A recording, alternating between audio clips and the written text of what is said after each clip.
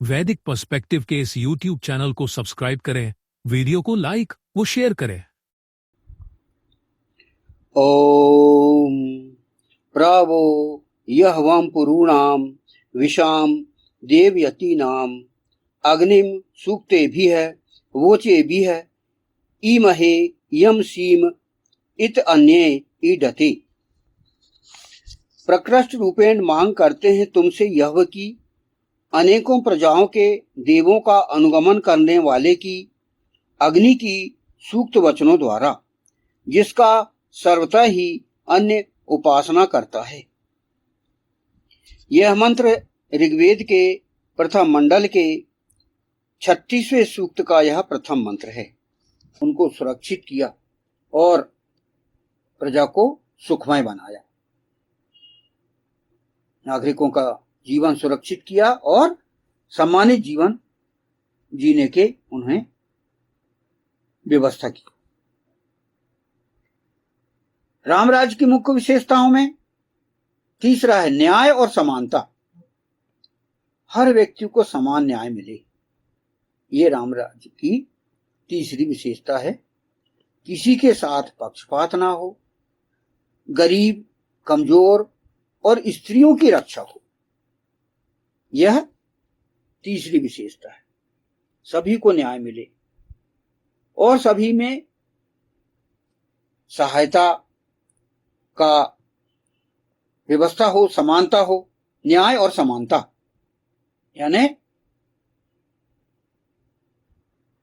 अमीर गरीब, कोई ऊंच नीच जाति वाले, ना ही कोई पक्षपात का कोई कार्य हो, ना कोई परिवार पर विशेष कोई अनुग्रह हो, ऐसा नहीं, बल्कि सभी को समान समझ के और प्रशासन हो।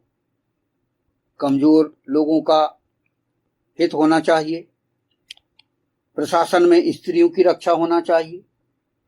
ये जो है न्याय और समानता की व्यवस्था के अंतर्गत हम इनको व्यवस्था में लेंगे। चौथा है कर्तव्य परायण शासक।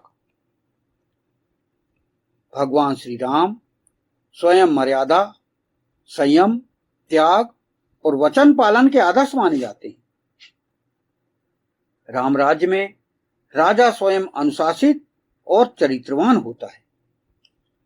देखिए, भगवान श्री राम ने मर्यादा पुरुषोत्तम कहे गए हैं। भगवान श्री राम को मर्यादा पुरुषोत्तम कहा गया है।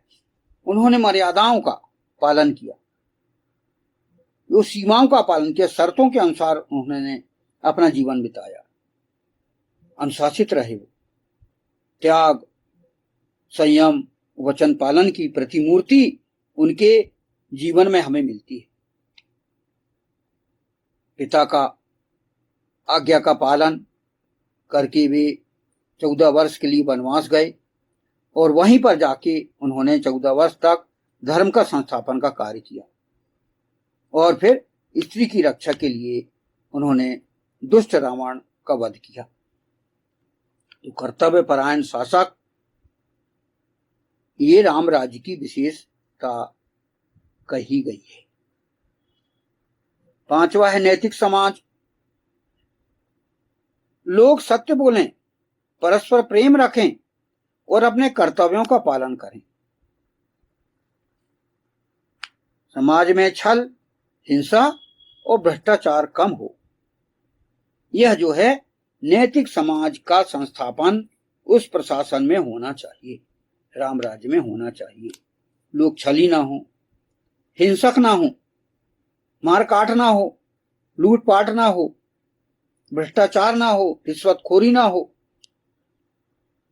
ऐसी यदि व्यवस्था, जो कि अव्यवस्था कहलाती है,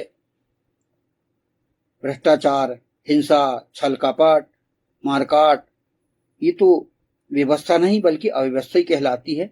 तो ऐसा समाज राम राज्य नहीं कहलाएगा, यहां पर लोग नैतिक ना हो। तो नैतिक समाज राम राज्य की पांचवी शर्त है। छठवां है आर्थिक समृद्धि। कृषि, व्यापार और श्रम का सम्मान हो। किसी को अत्यधिक अभाव ना हो, सबको जीवन यापन के उचित साधन मिले, तो आर्थिक समृद्धि अति आवश्यक। बिजनेस के क्षेत्र में, कृषि के क्षेत्र में, टेक्नोलॉजी के क्षेत्र में, हर क्षेत्र में समृद्धि ही समृद्धि हो,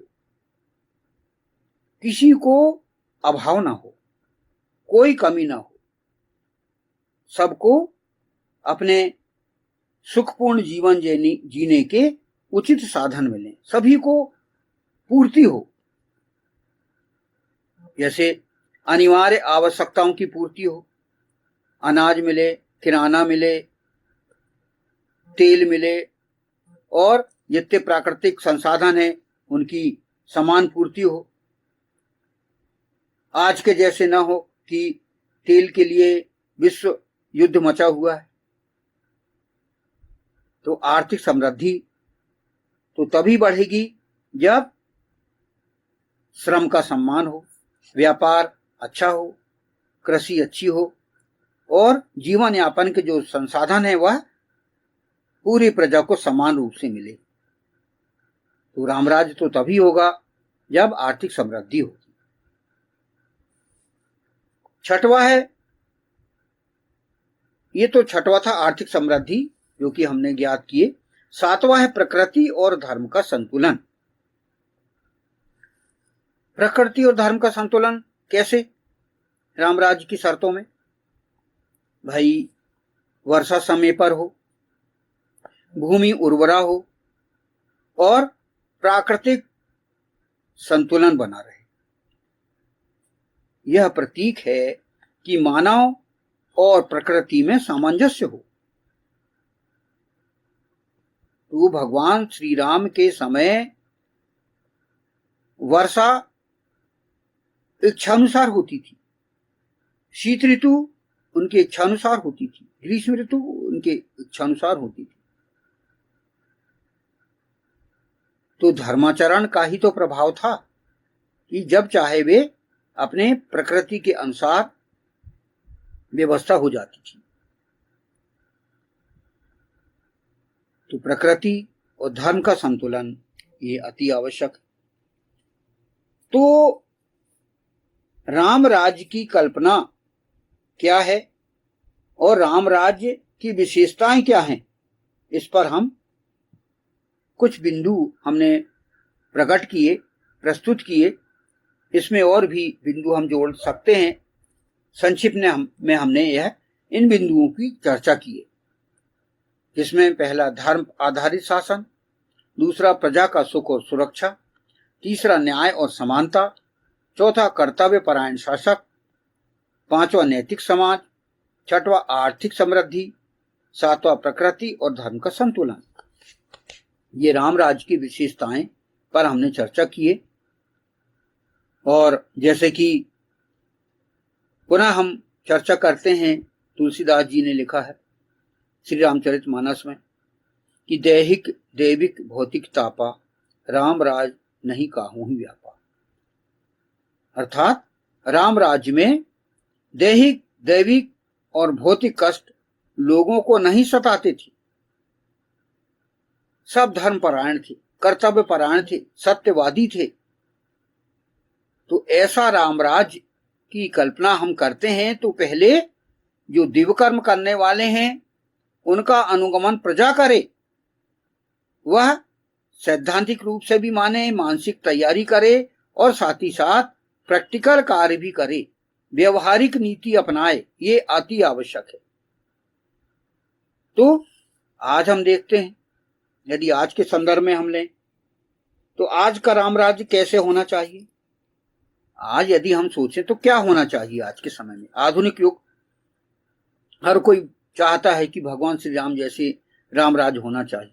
तो आज भी होना चाहिए। कुछ पॉइंट हम ऐसे ज्ञात करें जिससे कि आज भी वह व्यवस्था हो सकती है। पहला, सुशासन होना चाहिए, सुशासन रहे। दूसरा, ईमानदार नेतृत्व हो। तीसरा, सामाजिक न्याय हो। चौथा, धार्मिक सहिष्णुता हो। पांचवा, शिक्षा और स्वास्थ्य की उपलब्धता हो। छठवां, भ्रष्टाचार रहित व्यवस्था हो। सातवां, सबके लिए समान अवसर हो।